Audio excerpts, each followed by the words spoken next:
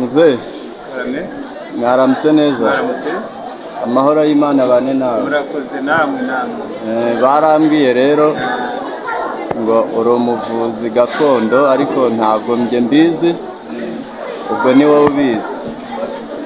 Tangira ukora. ndasuhuza abanyarwanda n'abakunzi ba GCM TV mbabwira ko nkora umurimo w'ubuvuzi gakondo. mbikora nk'umurage wanjye, mbikora nk'umuntu wabigize umwuga, ariko nabanje gukora nabihawe n'ababyeyi banjye. Nabihawe n'ababyeyi, ariko ku buryo kugira ngo dukore, leta ibona ibyo dukora iduha amahugurwa nk'abavuzi gakondo. nuko rero dukomeza duhugurwa nahuguriwe mu kigo cya IRST Butare. IRST benshi bazi IRST, ikigo cyari gishinzwe ubuvuzi gakondo. nkomeza rero nisunga abandi bantu bamfasha mu mpano z'ubuvuzi gakondo. mbwira rero abanyarwanda badukurikiye yuko ubu mpagaze mu buvuzi gakondo. Ntabwo ari abanyarwanda gusa, hari n'ibihugu bidukikije n'isi yose, abanyamerika, abanyaziya. tubwira rero abatwumva ko tuba gukora ubuvuzi gakondo noneho kandi tukaba tubikora kinyamwuga. abantu badukurikira hirya no hino rero ntangira mbabwira, ongera ijwi ndi kumvira isoko ririmo amajwi menshi. ntangira mbabwira kandi ibyo tujya dufasha abanyarwanda baza batugana, tubabwira ko dushobora gutuma umuntu utangwaga amata. hari igihe bibabaza ko umuntu yaba atuze ariko ntanywe amata. hari igihe umuntu yaba atarya akaboga aricyo mwita inyama. twebwe rero tubasha kuvuga tuti ibyo utakundaga turagufasha ukabikunda. icyo byakunaniye rero, ariko amazina ntabwo yabibwiye.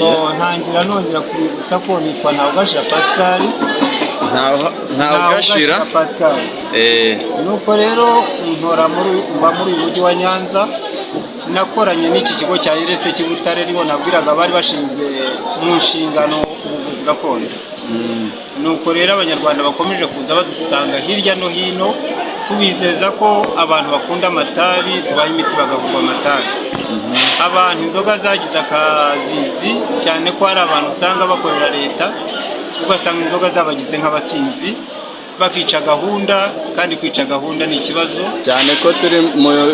cyane ko turi muri gahunda ya tunywerese mu gihugu, kunywa gakeya cyangwa se nako kakarorera.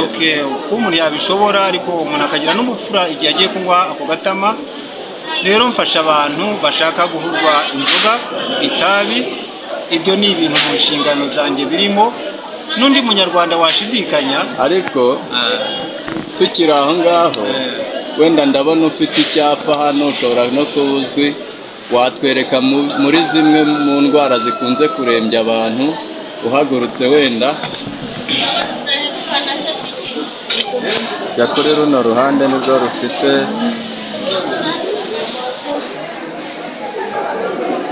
indwara zikunda gufata abantu, tuvura abanyarwanda barwaye impyiko.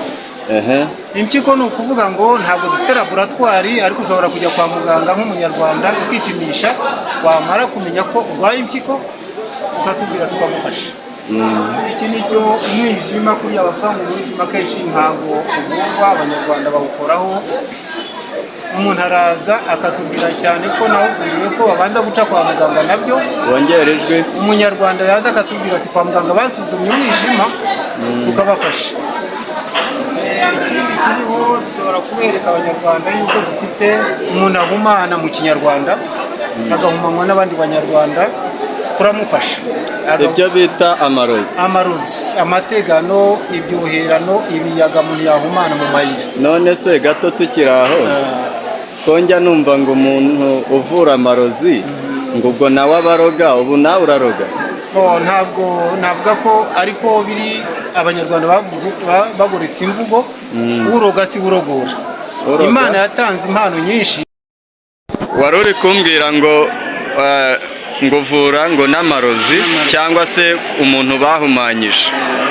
ese ko hanze aha tujya twumva ngo urogora, tubivuge mu mvugo ya nyayo, cyangwa se ukiza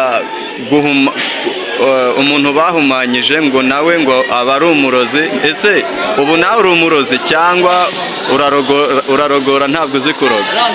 twakomeje tuganira mu mpano Imana yahaye abantu. Kuroga ni ubugome, ariko kurogora ni impano y'Imana. Kuroga rero ntabwo ari urogora, ahubwo Imana ikoresha abandi bantu mu mpano, bityo rero bakakurogora. Komeza rero muganiriza yuko kuroga si urogora, kuroga ni umutima mubi, ariko kurogora nabyo ni impano y'Imana. Abanyarwanda rero bajya bitiranya ibintu kuroga, baba babivuze nk'abanyarwanda batabisobanukiwe, ariko ubusobanuro mbahaye nibwo busobanuro. Nkomeza rero mbereka ko umuntu ashobora kurwara, kugira iki kibazo ariko nanakivuyeho, ko umuntu ashobora kubatwa inzoga zikamugira akazizi, akaba yakwicara rimwe na rimwe n'imirimo ya leta. Nasobanuraga rero abanyarwanda yuko nabafasha kandi cya kibazo kikagenda neza.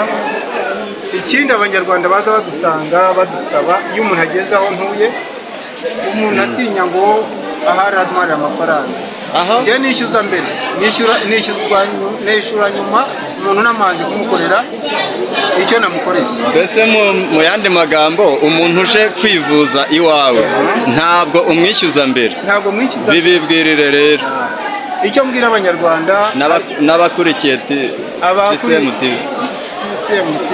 Icyo nicyo nagira ngo ngarukeho mbabwira yuko abakurikiye ku kiganiro turimo, umuntu ashobora kuvuga ati inzoka zangiza akazizi, nkamubwira nti jyewe ndaguha umuti utahe wazihuzwe, ntabwo uzongera kugira ikibazo. None si ibyo bintu koko ubifitiye gihamya yuko umuntu yaba yikundiraga agatama ukakamukuraho?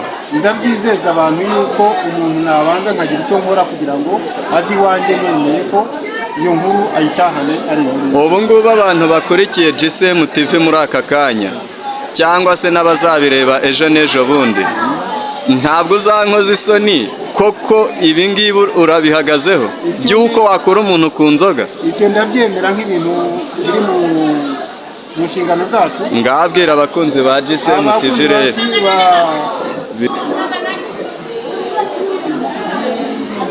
bwira abakunzi ba GCM TV niba koko ibyo bintu. GCM TV icyo nabizeza ni uko umuntu ava iwanjye ibyo bintu abihuzwe. Ntabwo ari ukuvuga ngo azagaruke ava imuhira icyo kibazo cyakemutse. Mu gihe ubundi nk'ubwo umuntu aje kwivuza iwawe, kwivuza kunywa akantu nyine, kunywa inzoga, ubwo kugira ngo aziveho burundu byatwara nk'igihe kingana iki? Ni umunsi umwe, ni iminsi ya kabiri, umunsi wa kabiri. Ibyo birahagije kugira ngo atahe abwira abanyarwanda ko iyo nkuru ari cyo. Iminsi ibiri cyangwa umwe ukaba uvuye ku nzoga bigashoboka? Ntabwo ngiye mbyizeye, kereka igihe uzanyereka uwo byabayeho. Ndabizeza ko umunsi mwanyeretse umuntu, uwo muntu azatanga inkuru irenze ibyo nababwira, nzabanza musobanure kandi gikorere wa muntu waje asanga.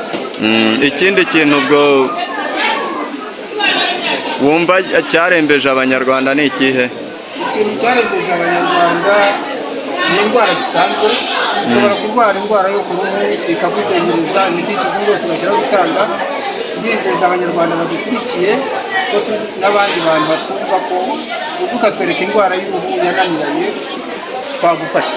Ariko baranambwiye ngo mugira ngo ibyangombwa ntabwo mupfa kuza ngo gutya gusa. Ntabwo twakorera mu gihugu kidafite abayobozi kubaha abatuyobora. Niyo mpamvu rero turi hano kubera abanyarwanda babitwemerera. Rero dufite ibyangombwa by'uburyo bwose mu gihugu hose twagiye dutanga. Ubu se wabigendanye, wabizanye? Nabashije kubyerekana rimwe na rimwe, ariko iby'ingenzi twarabyerekanye. Byerekane turebe. Rero ni icyangombwa. Aya ni amahugurwa nakoreye muri RST Butare. Nibo bantu bambanye nabo kugira ngo bamfashe gukurikirana ubuvuzi gakondo, kubera ko mu nshingano bafite laboratwari. Aba rero turabizeye kandi baradufashije, badupimye. Nkaba rero nizeza abanyarwanda ko muri bafite laboratwari nta gutinya gakondo, si gakondo yose, ariko abanyarwanda bazi kuyikoza, bareba abanyamwuga by'ukuri bakora ubuvuzi gakondo. None dusoza washimira cyangwa se hari icyo witeguye kubwira abanyarwanda n'abagukurikiye? icyo nshimira abanyarwanda badukurikiye, nibakurikire ubuvuzi bw'umuco buri mu nshingano, nibakurikire kandi ntibagirire icyizere abantu babo kuko bakora neza umurimo bashinzwe, kandi bitari mu nshingano zacu tubohereza kwa muganga. Ntabwo gakondo ari ugukurikira ibyatsi gusa, ahubwo dukurikirana niyo wagishyira hasi n'ubuvuzi gakondo, tukababwira tuti nimujye kwa muganga mwipimishe, noneho muhindukire rimwe na rimwe n'ubuvuzi gakondo twabafasha kubishoboka. Dusoza rero, ni iki wabwira abakunzi ba GCM TV? abakunzi ba GCM TV ni uko tuzakora kinyamwuga kandi tuzabakorera ibintu byiza. Ushidikanya kuvuga ngo abantu bamusaba amafaranga, tuzabanza tugire icyo tumwereka abonereho, abone kwishyura niba ari ngombwa. Ngababwira nimero zawe nk'uwagukenera uko yakubona. Natangiye mbabwira ko nitwa Ntabwashira Pascal. Yego. Nimero ya MTN 078 30 tubijeje rero gukora umurimo mwiza, kandi turabashimiye abari bateze ikiganiro twagiranye. Murakoze cyane.